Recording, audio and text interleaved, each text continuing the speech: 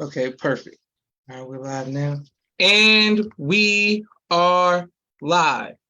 I want to thank everyone for tuning into a very special edition of Off the Record on the People's Podcast this afternoon.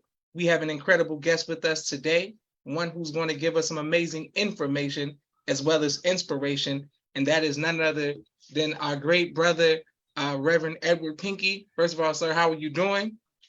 I'm doing great. You know me, I'm just rocking and rolling and rolling and rocking, trying to make it happen. Yes, sir. That's a great thing. Yeah. Okay. Well, the first question that we have for you today, sir, is when did you know that you had a calling to be a reverend, sir? Probably in I'm gonna say 1999. Mm, Uh, for me, that's when my calling actually.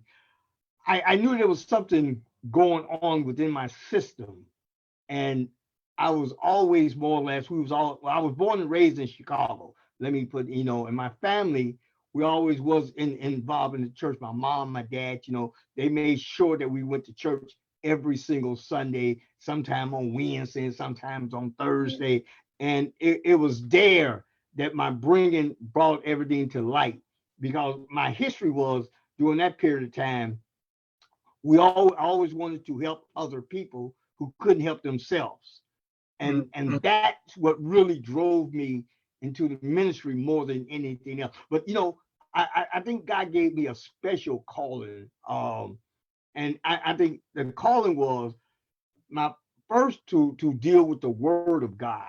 You see, then He wanted me to deal with people directly and direct them, and I think that's where my motivation is right now. What I want to do more than anything else, I want to take your hand and show you the route to take. Whether you take that route or not, that's on you. My job is Mm. to show you. You see, once I show you, then you can't say you didn't know. So that's where I'm at with this. And that's what I believe more than anything else. And it's such a good feeling knowing that that you have a call to do a certain thing and you're doing what you've been called to do.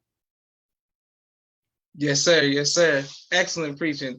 Thank you very much. Thank you, everyone who's watching. My sister Naima says, "Peace, family. Can't wait to put this on YouTube and let us know where you all are watching as well."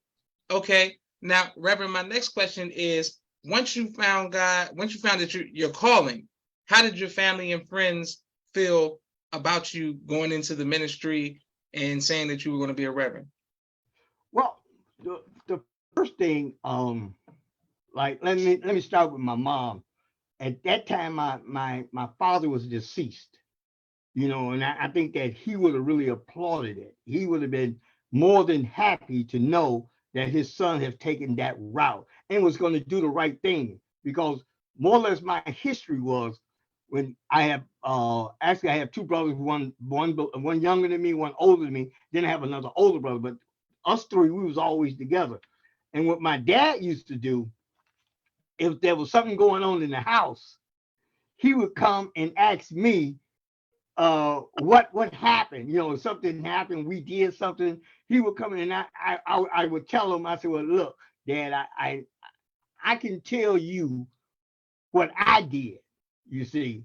And not trying to be smart, I could tell you all about what I did, but I would prefer if my brothers tell you what they did.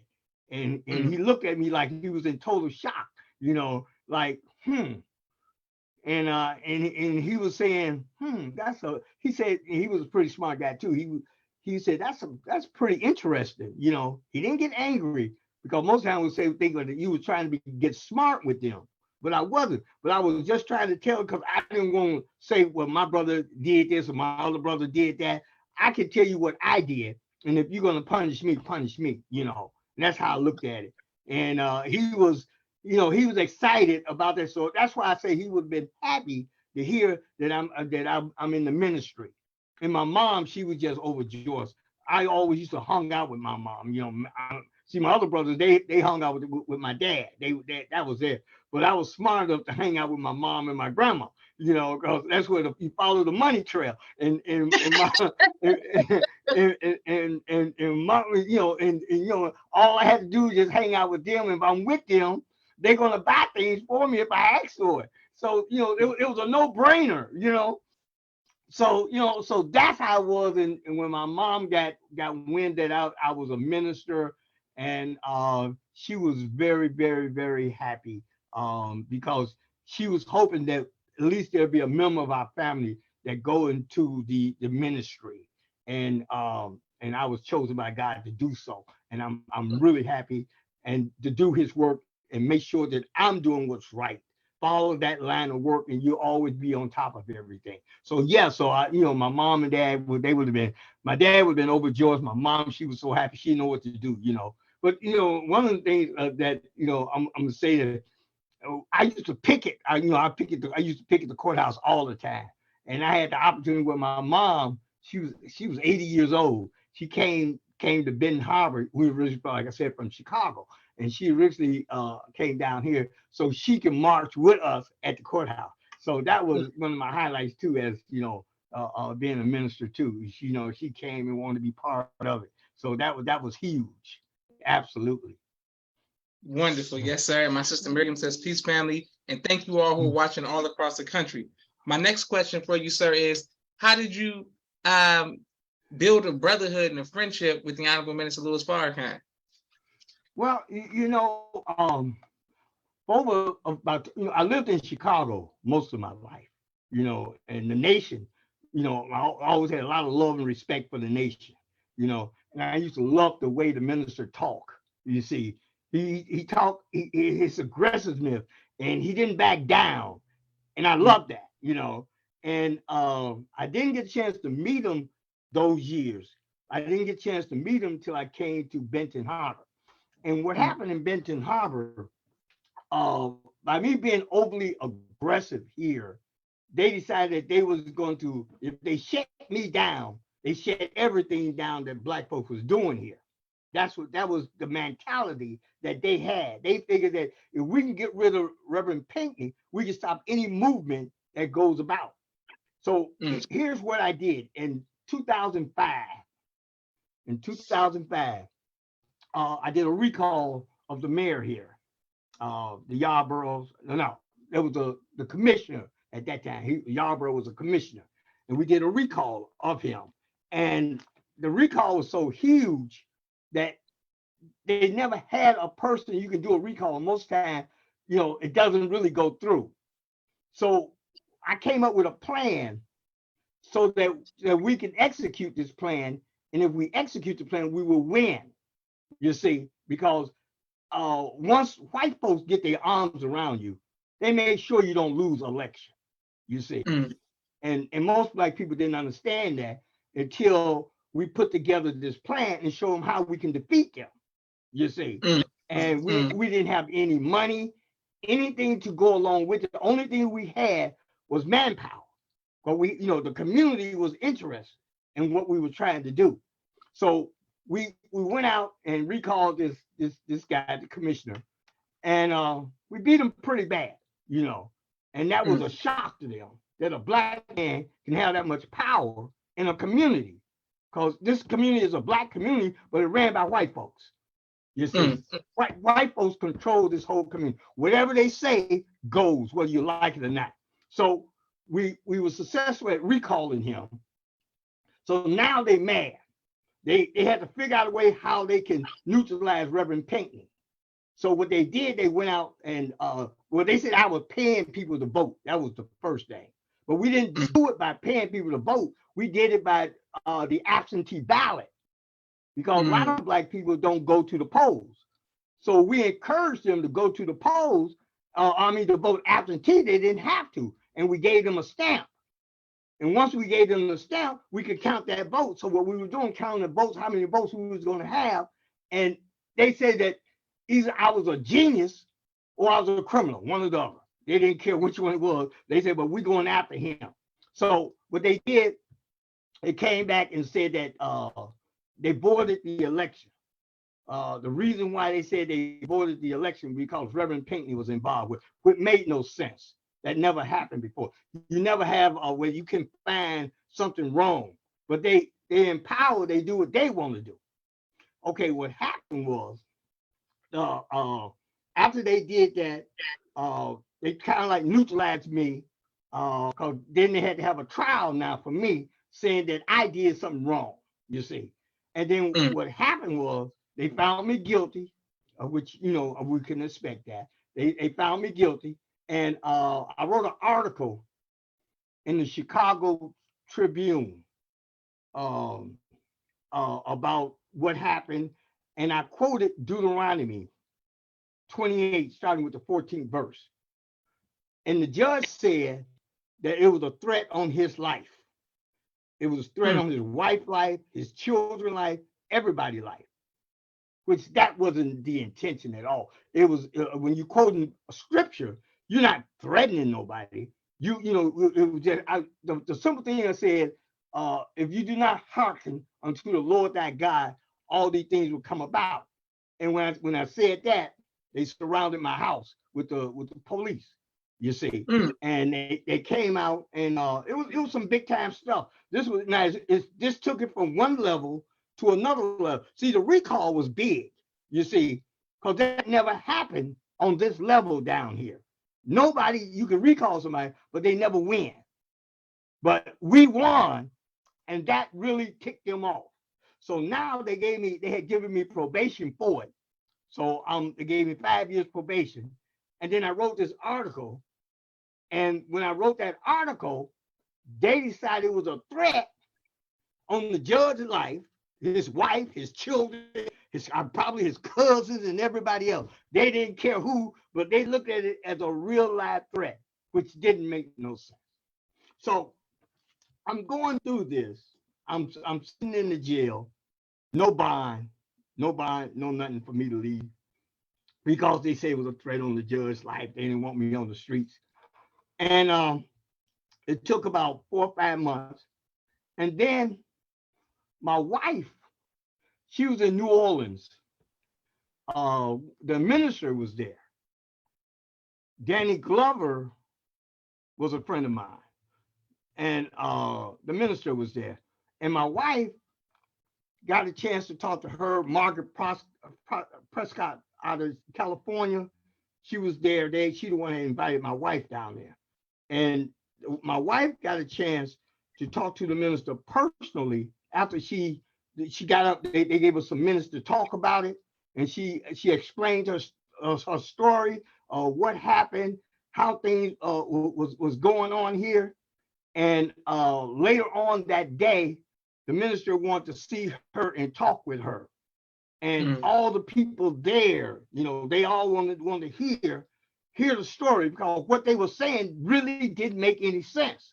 But it did make sense. See, this is what sometimes when white folks want to do stuff, you see, they kind of like make it make sense to the white people who really live. Black people never understand that unless you get really involved with the situation and understand what's going on. So when the minister got together with my wife, and when he left, he told her he wanted her to come to his house, the one in Chicago, not New Buffalo. No, he lived in New Buffalo, Michigan also. He got a farm there. So her and Belinda went to Chicago to talk with the minister. And they explained to him, what was going on. He had read the story, he had read all the things, and he just couldn't believe that what they're saying could possibly be accurate. So what happened was, when they got through talking, I was having they said they was sending me to prison. Let's put it this way: Pinkney going to prison. I don't care what happened. Ain't nothing I could say or do to stop that. That was it. They knew that. So now they got me. They couldn't do it the first time, but now they got me where they want me. So they sent me to prison, and I was in prison, and reason unknown, I got a appeal bond. You never get an appeal bond when you're in prison. Never. That never happened. So that God was right in the middle of this thing. He had to be in the middle, because that never happened. That never happened. That never happened, and maybe it would never happen again. But fortunate for me, I got an appeal bond. and they was releasing me. So I'm getting ready to get out. They wanted $10,000 cash, and the minister had contacted my wife. He said, well, what can we do, to help, and she said, well, whatever you can do, you do. So they actually put up the bond for me to come home. It was they put the bond up. The minister put the bond up for me to come home. Yeah, so we can definitely applaud that. He definitely did. And when I got home, the first thing that happened was that the minister came to visit me. He came to my house, and we talked. He would always come. He'll come around probably about 2, 3 o'clock. And he said, I'm just going to be here a little while. You know how you talk. I'm just going to be here for a little while. I'm not going to take up a whole lot of your time because I know you got, And I said, yeah, well, I'm good. He said, so we started talking. And when we talked, it'd be, 9 o'clock when it started was getting dark when it gets summer here, And before he know it'd be 9 o'clock going on 10 o'clock. And he said, I told you I wasn't going to stay here this late. And then he said, I know you. He said, would you forgive me? I said, no. I said, don't. I said, I'm enjoying you. We just, and we was, we talked about everything.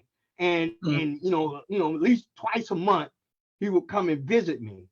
And we'll just sit there and just talk and talk and talk. And I mean, he always say the same word. I'm not going to stay here until it gets dark, and then we get to talking and he told me some really, really good personal things, and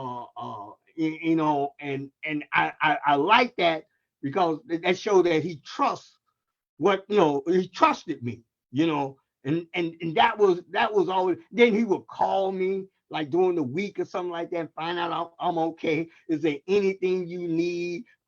It always was, whatever I needed, he had it. And we did this, and it was such a huge thing. I couldn't go to the Court of Appeals because I was on house arrest. And that's another thing he did.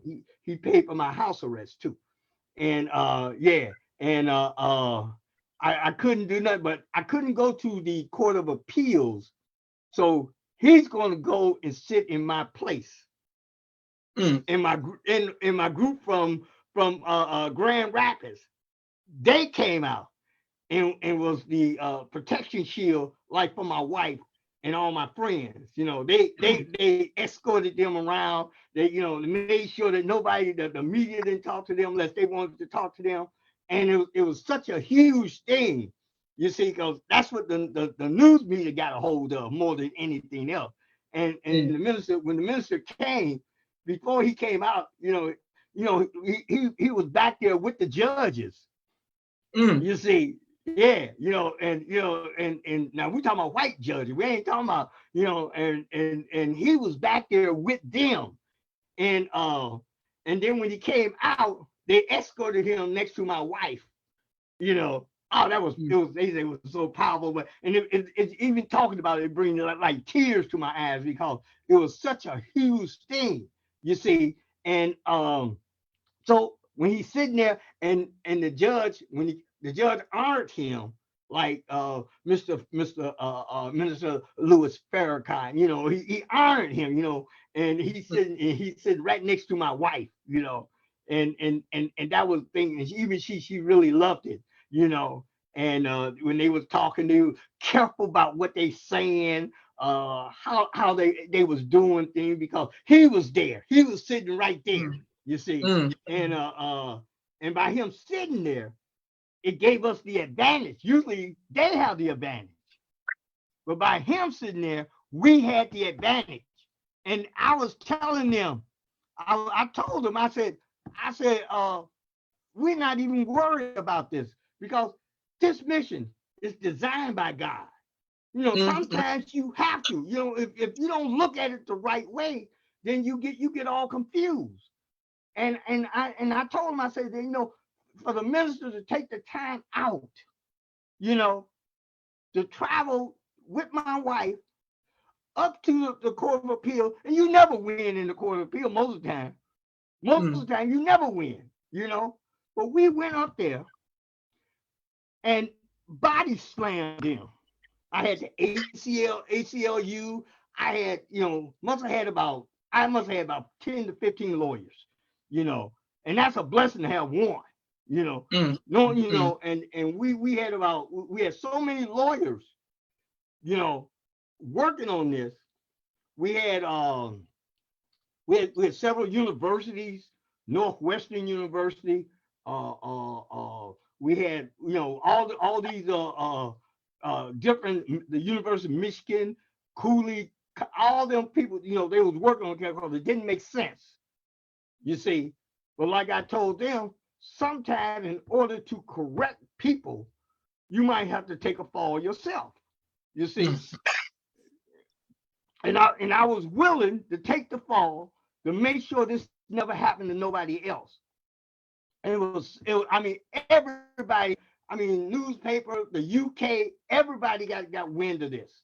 And then that next year around, the Court of Appeal ruled in our favor, saying that this was not wasn't a crime. He committed no crime, and they threw it out and stuff like that. But the minister, definitely, his presence was so huge that people don't understand how it is when you and just that moment, that wasn't the only thing that like him and I, he would invite me to breakfast in Chicago. They go to these breakfasts. I'll go to breakfast. We'll go to these little church meetings. We just did a lot of things, until the pandemic hit. We had a cycle that we was doing, But after that, it's kind of like things. We had this water crisis here in Benton Harbor that I had to deal with, and that kind of like neutralized us a little bit. But I haven't spoke to him in maybe a year. I have I emailed him a lot, but I haven't just directly spoke to him in a year. But he's more or less. I really appreciate him going, because he didn't have to. On Savior's Day, they honored me and my wife at Savior's Day. I don't know what year that was. I can't remember what year it is. But on Savior's Day, they honored us, me and my wife. We were both there, and that was huge. But just to show, I love the minister. I love him so much that because he didn't have to. You see, he chose to. You see, and then we got to more or less be like friends, because I listens to him. I don't. I'm not trying to get nothing out of you. You see, a lot of times people be trying to get something out of people. I'm not trying to get nothing out of you. Only thing, only thing I value your friendship. And that's what that was. That's what's so important that people didn't quite understand. And that was the most important thing that he did. He gave me his friendship. And one of the things I got to say this. I live like in the middle of the block, you see. And the minister, when he came, they had blocked out the streets, you see. And when you get to you either have to go turn or something. That's what the nation did this. They blocked out the streets. And I said, now that's a bad boy. He said the holes there. I said, now that's a bad boy there. You go block the streets off and everything. And that was, to me, that was so huge, that you could just watch that, And I tell you, I enjoyed every minute of it. It was like, the power there, and I love him, and I would never, ever, ever forget him. He reached out, he touched me and my family, my wife, all our friends, and everything, and it really, and he would come here and do little things like we got Lake Michigan College here, that he'll come here and speak. The 500 people, and he'll talk about me, you see. And then he'll go up to Grand Rapids He'll talk up there to now those Muslim brothers was my brothers, you know. They would come to my house, you know. They would come to my house, make sure I'm all right, make sure everything good. And he when he went, I went up there with him, and he spoke up there. He spoke about me, and that was huge. But it's such a huge thing that that you know when you sit down and think about it. See, the bottom line that people don't really know, he didn't have to. He didn't have to do that. But it's obvious that's what God wanted him to do. You see, it wanted him to do exactly what he did. And without him, I don't know what would have happened. You see, Mm.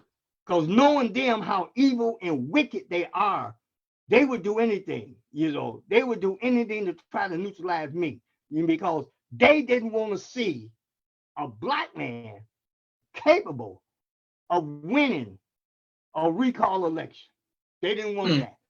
They didn't Mm. want that. And the reason why they didn't want it, because they know they would set up a chain. But what they did is set up a chain around here now where, you know, everybody, you know, when they don't like something, they start recalling, you see. And not just, you know, Benton Harbor, but all the other cities, the white cities, you know, everything around here. And matter of fact, they just had a recall election just recently where they recalled 3 white guys, you know. And matter of fact, down in New Buffalo, where Minister got his farm, they recalled 3 guys down there, and that was huge. But the point is, when we work together, we can do a lot of things. We can do a lot of things if we start working together. There's nothing more important, and we got to get it through our head. See, God give everybody something to do. You Yes, see, sir. yeah, and this is what you got to understand. Every single person in this world got something to do. The point is, you got to listen. You got to listen. You know, you got to listen because he's talking to you every single day. You know, something coming in and say, oh, okay, that's what I'm supposed to be doing. This is where we come together. And we can't be afraid to speak up, because when we're afraid to speak up, it not only do it affect us, it affects the future of our children. You see, and there's nothing more important than our children. You see, that's the Yes, sir. foundation. Yeah, that's the foundation. And I think that's where we dropped the ball at. Now, you know, what's going on now, and the way things are being done, it's almost scary, you know, that our children can act this way. I never known black people to act this way. And I tell everybody everywhere I go, and when I go and talk to people, I say it's about us. We got to change. You Mm. know, we got to change what we want need to do, and stay focused, because that's the most important thing. So yeah, so that's the story of me and the minister, and it's a happy story. It's, you know, it always will be, and I'm just so happy that he gave me that time.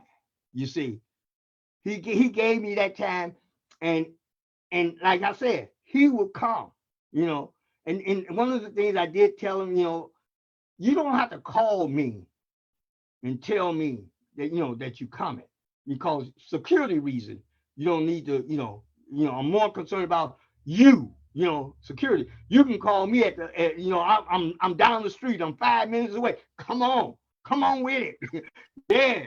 Is there anything you need? Do I need to cook you anything? Tell me what you need. You know, that's the way I think when it comes to him, you see. And that's how I feel about that. And people in the community, they was all, you know, they were shocked, but they don't really mess with me in this community, because they don't know what I might do according to them. You know, they we don't know what he might do, you know, so they don't really mess with me. So we had the street blocked off and stuff like that. And finally, you know, I guess a couple of hours, I don't know when they moved the cars or whatever, but that he would do that all the time. So that was a major plus.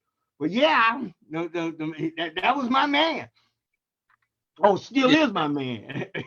Yes, sir. Wonderful. And people are showing you love all across the country, Reverend Pinky. Thank you very much for who are watching. Can't wait to put this on YouTube. Absolutely.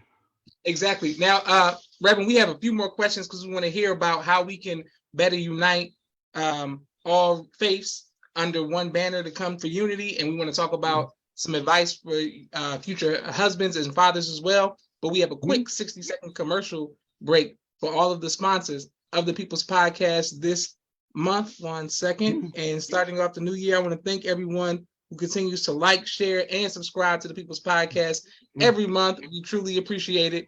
1 second. Premiere. He has a 4K camera and a drone. He does television and film editing. Please reach out to him if you need any of those services. Sister Miriam's ABC I Love Me, children's book and coloring book, and now Spanish book. All three available on Amazon.com. Sister Naima's Stay on Point Dance Academy, LLC. She teaches ballet virtually to young girls all across the country, right here in the studios of Atlanta, Georgia. Like mediation, squashing the beast throughout the Southwest region, he does a phenomenal job. His wife, Sister Fudia Muhammad's Giving Birth to a God and the Science of Child Rearing. Please make sure you go out and get a copy in the best of fashion. Brother Kenneth's Bow Tie Maker Extraordinaire. He'll ship you bow ties anywhere across the nation. Taj Hollywood's Chemistry 6 episode, a new television series out on YouTube. He's looking for actors and writers. Make sure you support him. Keep It Hood, helping others overcome depression. Also by Taj Hollywood. Brother Aaron's Elevated Places, stress management, real estate, credit, repair, and restoration. His Respect for Life Center. They do personal wellness, philosophy, emotional, and mental spiritual wellness. 229-344-1474. Dr. Henry Carter's King Henry Turkey Legs, right here in Atlanta, Georgia. Brother Rashad Muhammad's COVID-19 Disinfected Cleaning Services, out of Chicago. Student Minister Sharif Muhammad's book, A Soldier in the Movement of Christ, available on adulsharif.com. And lastly, Brother Joshua Muhammad's book, Cleopatra, as well as No Father, No Excuse, both available on Amazon. Thank you very much for people who are showing love all across the country. All right, right back to our brother Rev Pinkeys.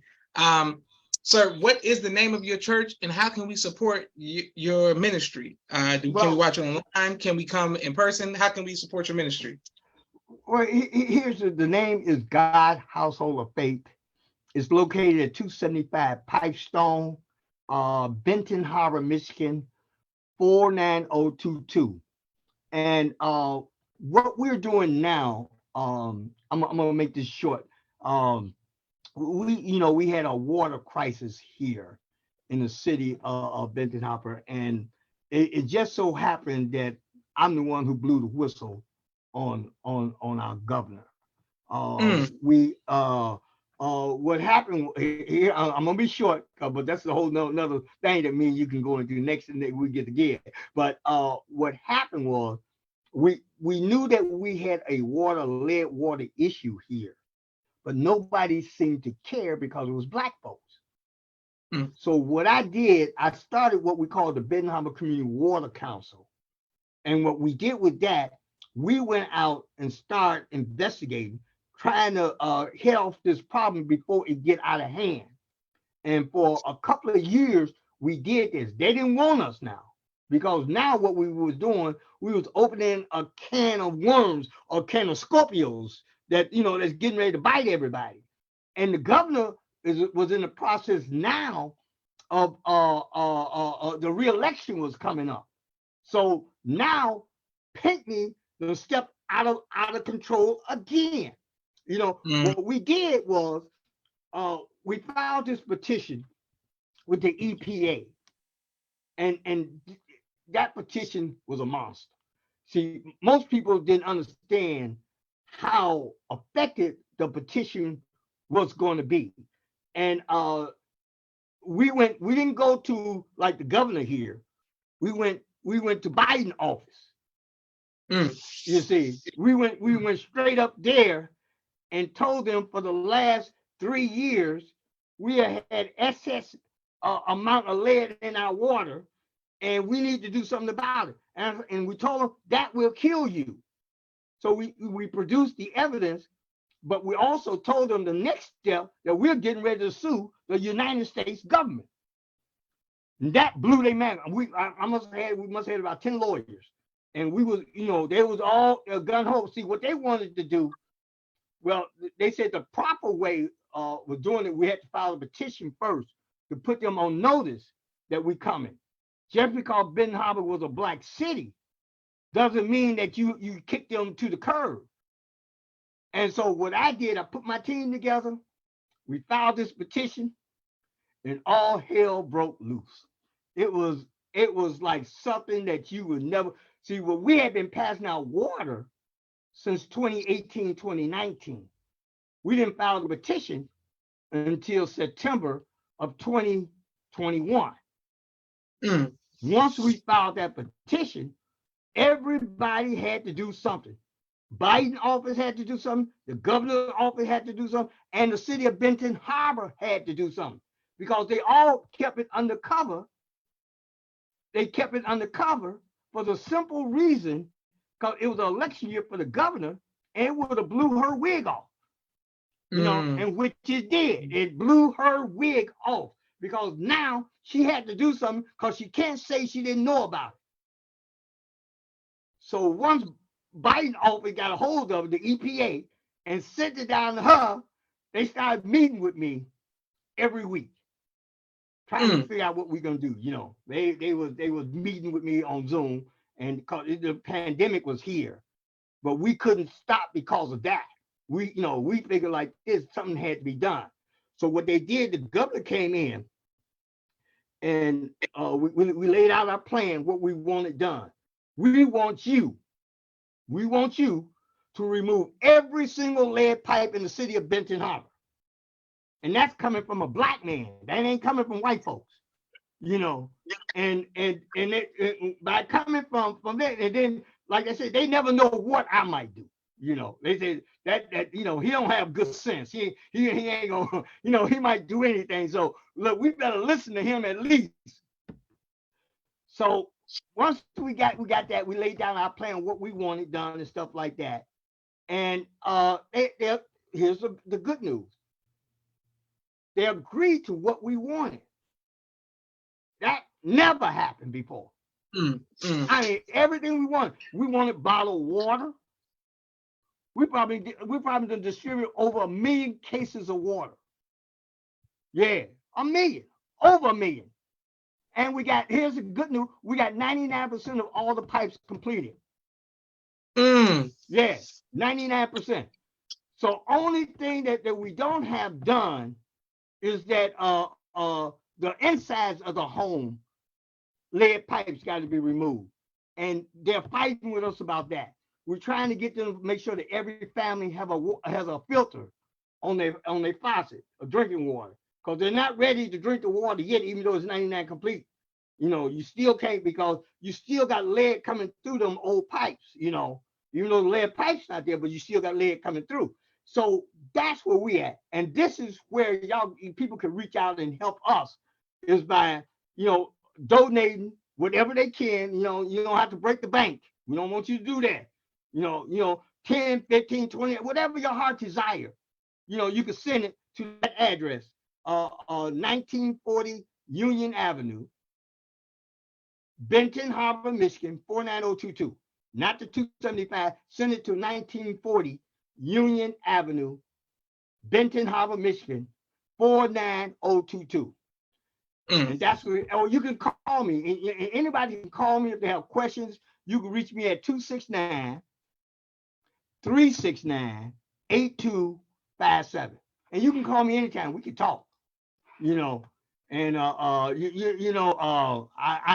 know how important it is, to have a relationship with people, and that's what I like to have, especially Black folks. And then I want to show them what we can do, how we can do things and make things happen. Because a lot of times, you don't know what to do. I was just fortunate to know what to do, you see. And then had people behind me who believed in me to stand with me and fight this battle. Because this could have really turned out ugly. one of the things they did, they sent 2 state police officers to my home, and they wanted to figure out a way how they're going to arrest me because I stood up. They was coming, and they accused me of selling water in South Bend, Indiana, 50 miles away from my home one way, 100 miles away. I'm going to take some water up to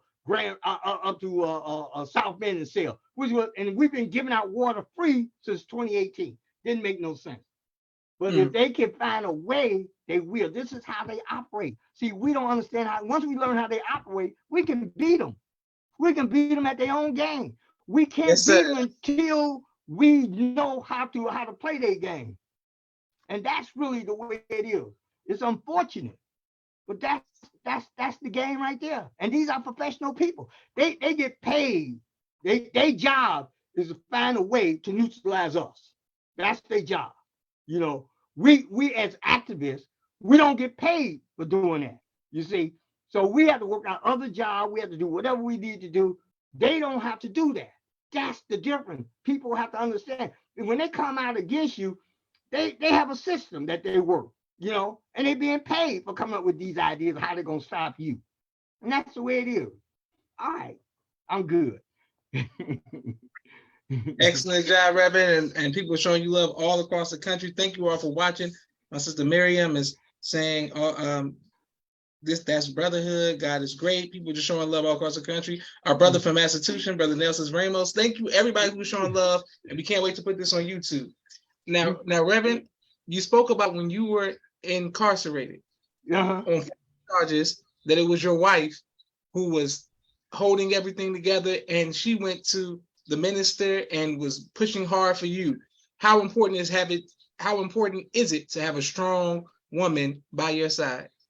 You know what? That is the greatest thing that you can have. See, a lot of times people, you know, a husband and a wife, you know, a man, I got my little quirks too, you know, and what I expect, and she got hers too, you know. And one thing I learned to do is listen. You see, you listen to them, then they learn, then they see what you're doing, and they'll respect you. And at the same time, you respect them. And I think the greatest thing that happened during that process, she understood what was going on. Because a lot of times we don't understand why this happened. You see, and they say, well, we know he did nothing wrong, but yet and still, he had to go to prison and eat that food. You see, the worst part about being in prison was eating that food. That was the worst thing that you can ever put on somebody. I mean, I used to tell them, I said, nah, you know, and they had tried to set me up to kill me because they had put me in a cell that was full of mold. And they knew it was full of mold, but it was a special cell for certain people. And it was killing me. It was eating me up. It was eating me up from the inside. You know, I weighed over 200 pounds when I went in there. And then when I came out, I started exercising. That's how I did it. I said, I'm not going to die in prison. I said that. I said, I don't care what y'all do. Y'all can't even shoot and kill me because I'm not dying in prison. You know, and that was the language that I had. But there's nothing more important than having a woman by your side. Take care of your family. This is what I tell people now. Take care of your family. You see, what we don't understand, our children is our future. And let me, I want to say this on your show. Women, you're not the B word. You're not I'm no good B and all that. No, you're not that. You're not that. And don't even classify yourself as that. And stop talking about my baby daddy, you know, stuff like that. You know, now, we don't use terms like that. Now it has a ring to it, you know. And I here's what I think. I think a man should always be in their child life, boy or girl. It should always be, because a woman can't teach a young man to be a man. And a man can't teach a young lady to be a lady. This is what we, you know, what we don't get. You know, now there's some that do a good job, But those are the ones who sneak between the cracks. But you have to, yeah, you have to be, to take care of your children because that's our future. This is how they're getting us right now. What's happening today is what's happening over 20, 30 years ago. This is the fruit of it for the white man. This is what he's growing on. We got black people doing drive-by shootings. That ain't us. That's a cowardly act. You're a coward. How you gonna shoot a little 6-year-old baby? How you gonna shoot a little 7-year-old baby, an 8-year-old baby, and call yourself a gangster? What kind of mess is that? But I tell them, rest around in this neighborhood, they know. I tell them all the time. I say that's a cowardly act. You don't get no kudos for that. So look, let's get it right. But we have to tell them. We gotta tell them, take care of your children. You see, if we take care of our children, that's the next generation. You see, we can't afford to lose generations of black folks because they're bringing in some new black folks. They're bringing these Mexicans in from the border. These are new black folks because they'll work for almost nothing. Black folks ain't gonna work for nothing. you can say, well, no, that ain't enough. They'll tell you in a minute, that ain't enough for that job. But if you go get you a Mexican, look, I'm just saying this now. Don't get mad and want to talk about Muhammad's show now. You're gonna want to talk about his show behind it. Don't get mad. I'm just saying that I'm telling the truth. Because black folks, they ain't gonna work. You tell them that well, I'm gonna give you $10, okay, to do this. To work $10 an hour. A Mexican will come in and do it for $5. Mm-hmm. And look, and I hate to say it, sometimes do a better job. so they and I love my brothers and sisters. I'm just telling them the truth. We have to make sure we're doing what we're supposed to do. There's nothing more important than building a future for our children. That's our foundation. If we drop the ball on that, we can expect what's happening today to get worse. These drive-by shootings, they just shooting just to shoot anybody. They don't care. 6-year-olds, 7-year-old women, they don't care. They don't care. But the point is, you're supposed to care. And that's why a man has to be in these children's life, because we'll make sure, at least I will, make sure that my son is not this way. I'll make sure that he'll take care of his family when he's old enough. And then his children should learn from that and take care of their family. So that's what I believe. And I think that women stop using the B word. You're not a good B and all this kind of stuff. I'm a good B. You ain't no good B, And the N word, let's forget about that too. Let's stop calling each other the N word. Let's take this thing to a whole different level and just start showing respect for each other. We can do it. We can do it. But we got to want to do it. You can't do it unless you want to do it. And you don't have to be jealous of anybody. You see, whatever they can do, there's something you can do better than them. And that's the thing. And that's what we have to learn. Because God gives everybody something. I don't care who you are, what you think you are. God give every single person in this world something. You have to utilize that. Absolutely. Perfect. And Reverend, people showing you love, continually show love all across the country. We have 2 more questions for you, sir. Okay. What type of music do you like to listen to? Gospel. I'm strictly a gospel man. And okay. My wife, she got, everything, she ain't gonna listen to other stuff. She don't want to hear it either. She ain't gonna. So if I'm gonna listen to anything, it's gonna be that. So that's what I like, and that's that's what we do, mostly listen to gospel music, Okay, and well, Rev, is there a particular song? I like something about the name Jesus. I like Yolanda Adams. There is no pain, Jesus. I like that. Yeah. I like I never could have made it without you. Yes, sir. Yeah. That's matter of fact, that's really my favorite of all, because it's to me it tells a story, and men and women could enjoy that record, because you never could have made it without this.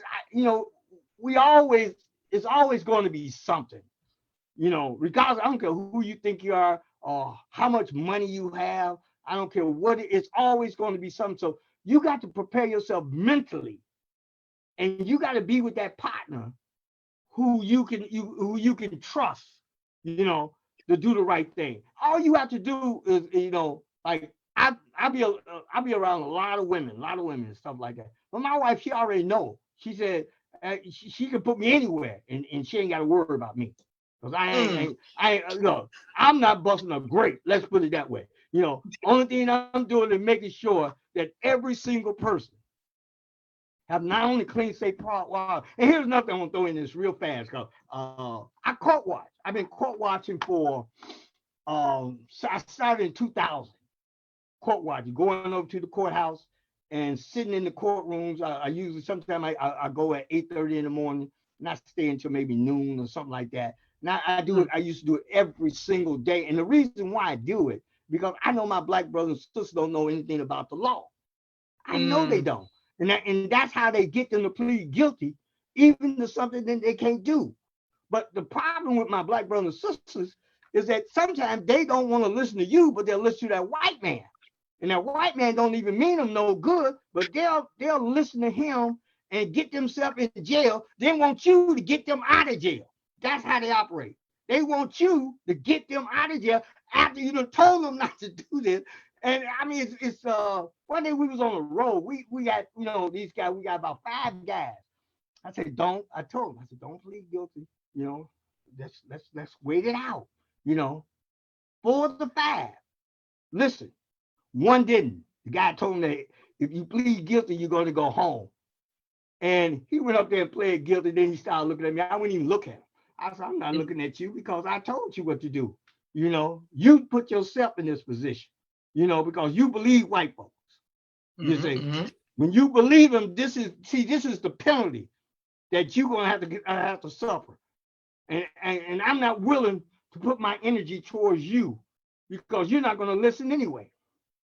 So that's, you know, that's what I believe. I believe in court watching. I believe that you got to watch them, and they have a lot of love and respect for me in that courthouse, because they know when I come, they accuse me of practicing law without a license. And like I told them, I don't practice law. I just give them spiritual advice, you know, and that blew their wig off because they weren't anticipating that. Because I tell them, if you don't listen, then you're gonna go sit right over there on that side where they want you at. And that is really the most important thing. So, you know, I'm right there where I need to be. I keep it moving. You know, you got haters, you got black haters here. They be jealous because you know what to do and stuff like that. Even with me saving them with the water thing, we had so many people that, you know, well, how you know, who you know, I say, well, it's common sense. You know, I believe in going up the ladder. You know, just, you know, I hit right here and let it trickle on down, like they always tell me. The economics going to trickle down economics. I said, I believe that, you know, and I make sure it trickle down. That's the difference.